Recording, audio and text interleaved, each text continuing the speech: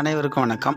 அகஸ்தியர் ஞான சைத்தன்யம் 51 பாடலும் பாடலுக்கான விளக்கமும் பார்த்து வருகிறோம்.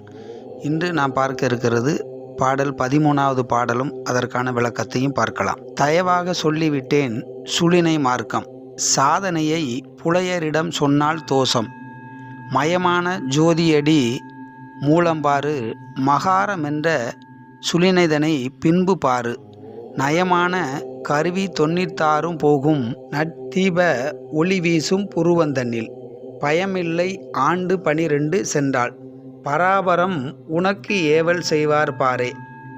பாடலுக்கான விளக்கத்தை பார்க்கலாம். சுழினை மார்க்கம் வழியை எடுத்துரைக்கிறேன், அது சாதாரண அறிவல்ல, உள் உணர்வை நோக்கிய மெய்ப்பொருள் அறியும் பயணம்.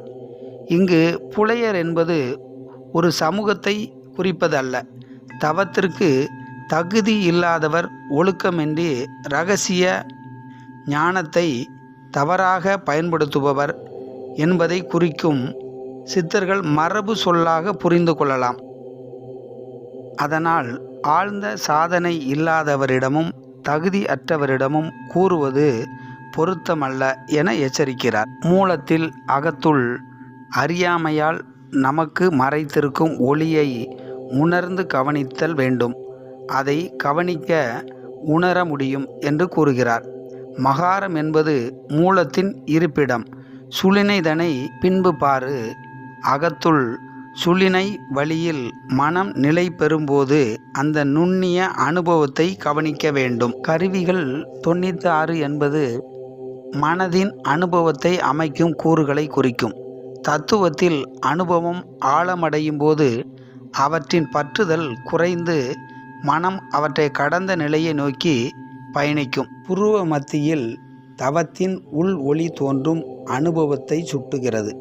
இது பல யோக மரபுகளின் கூட ஒருமைப்பாட்டின் ஒரு அனுபவமாக விவரிக்கிறது. தவம் 12 ஆண்டுகள் தொடர்ந்து அந்த ஆனந்தத்தை உணரலாம். பயமில்லை, பூரணத்தை உணர்ந்து பிறவாநிலை கிடைக்கும் என்று கூறுகிறார். பராபரம் என்பது எல்லாவற்றையும் கடந்த பரம்பொருள். பரம்பொருள் அருள் துணையாக இருந்து உன்னை உயர்த்தும் என்று அகஸ்தியர் கூறுகிறார். சுழுனை மார்க்கம் குரு அருளுடன் அணுக வேண்டிய ஆழமான ஆன்மீகம்.